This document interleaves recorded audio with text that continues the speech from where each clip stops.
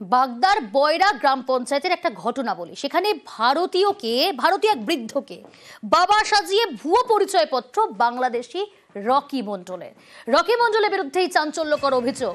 বৃদ্ধকে বাবা সাজিয়ে ভোটার, আধার, পাসপোর্ট তৈরি। বাগদার বয়রা গ্রাম পঞ্চায়েতের ঘটনা।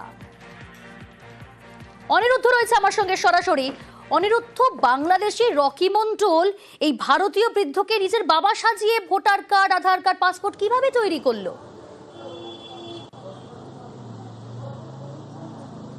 দেখো প্রিয়াঙ্কা, উত্তর 24 পরগনার বাগদা ব্লকের বয়রা গ্রাম পঞ্চায়েতের রামনগরের বাসিন্দা আয়েব মণ্ডলকে বাবা বানিয়ে এই রকি মণ্ডল বাংলাদেশি বাসিন্দা।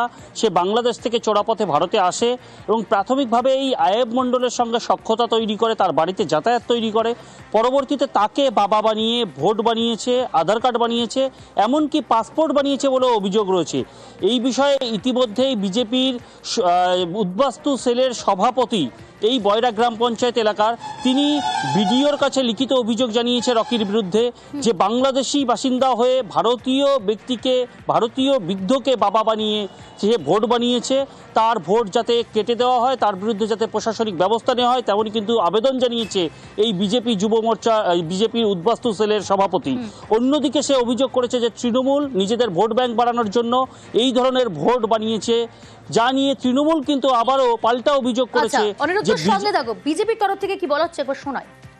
রকি মণ্ডল নামে একজন ব্যক্তি যে বাংলাদেশ থেকে এসছে, এখানে এসে রামনগর নিবাসী বয়রা পঞ্চায়েতের আয়ব মণ্ডল নামে একজন ব্যক্তিকে বাবা বানিয়ে এখানে সমস্ত ডকুমেন্টস বানিয়েছে। এরকম শুধু যে এই গ্রামে তা নয়, প্রত্যেকটা গ্রামে এরকম খুঁজলে পরে শয়ে শয়ে এরকম রকি, এরকম আয়েব পাওয়া যাবে। এই রকি কোথা থেকে এলো, কে এই রকি, কারা এদেরকে পশ্চিমবাংলাতে জায়গা দিচ্ছে, পশ্চিমবঙ্গে এরা কোথা থেকে আসছে? সে রামনগর গ্রামের 109 পাটের ভোটার হয়েছে। আমি বাগদা বিডিওকে জানিয়েছি, আমি ডিএমকে জানিয়েছি, আমি এসপি বনগাঁকে জানিয়েছি এবং সেন্ট্রাল ইলেকশন কমিশন, রাজ্য ইলেকশন কমিশন, সব জায়গাতেই আমি জানিয়েছি।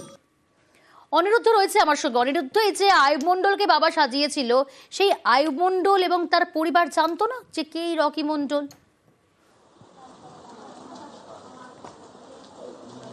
একদমই তোমাকে জানিয়ে রাখি যে আমরা এই আয়েব মণ্ডলের পরিবারের সঙ্গে কথা বলবার চেষ্টা করেছিলাম, তার বৌমার সঙ্গে আমি কথা বলেছি। আমাদেরকে কিন্তু তার বৌমা জানিয়েছে যে তারা কোনো ক্রমে জানতে পারেনি যে আয়েব মণ্ডলকে বাবা সাজিয়ে এই রকি মণ্ডল সে ভোট বানিয়েছে, সে আধার কার্ড বানিয়েছে, এমনকি পাসপোর্ট বানিয়ে ফেলেছে, তারা কিন্তু কোনো রকম জানতে পারেনি। এবং তিনি জানিয়েছেন, অর্থাৎ এই আয়েব মণ্ডলের বৌমা জানিয়েছেন যে আমার শ্বশুর মশাই প্রায় 5 বছর আগে মারা গেছে, তার আগে এই ঘটনা ঘটিয়েছিল রকি। পরবর্তীতে এখন কিন্তু এই গ্রামে থাকে না রকি, সে কোথায় থাকে সে বিষয়েও তারা জানেন না, তাদের সঙ্গে কোনো সম্পর্ক নেই, শুধু বাড়িতে যাতায়াত করতো। সেখান থেকেই তাদের বাড়ির কাগজপত্র ব্যবহার করে কি করে এরকমভাবে ভোট বানানো, তা নিয়ে কিন্তু তারাও প্রশ্ন তুলছে, বলছে আমরা কিছুই জানি না, এ বিষয়ে যা ব্যবস্থা নেওয়ার প্রশাসন ব্যবস্থা নেই। বেশ, আমার শ্বশুর নাম আয়েব মণ্ডল। উনাকে বাবা বানিয়ে ভোট বানিয়েছে কে?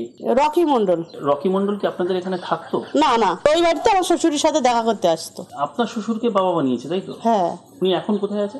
আমি বলতে পারবো না কোথায় আছে। ওর সঙ্গে কোনো যোগাযোগ আছে? না না, আমাদের কোনো যোগাযোগ নেই, আমাদের কোনো সম্পর্ক নেই রকির সাথে। রকি কোথায় বাড়ি? বাংলাদেশ থেকে এসেছে? হ্যাঁ, বাংলাদেশ থেকে এসেছিল। বিজেপি অভিযোগ অনেকেই করছে, সে হয়তো সে নিজেই করেছে, তাতে তৃণমূল নেতৃত্বের এখানে কোনো ব্যাপার নেই। যদি অভিযোগ সত্যি হয়ে থাকে, বেআইনিভাবে যদি সে ভোট করে, তার ভোট বাতিল হবে। এটা তার জন্য নির্বাচন কমিশন তার নিয়মের মধ্যে দিয়ে কাকে ভোট রাখবে কাকে রাখবে না সেটা তো ব্যাপার। কিন্তু তৃণমূলী কোনো নেতা এর সঙ্গে জড়িয়ে নেই, এটা আমি দর্থহীন গলায় বলতে পারি।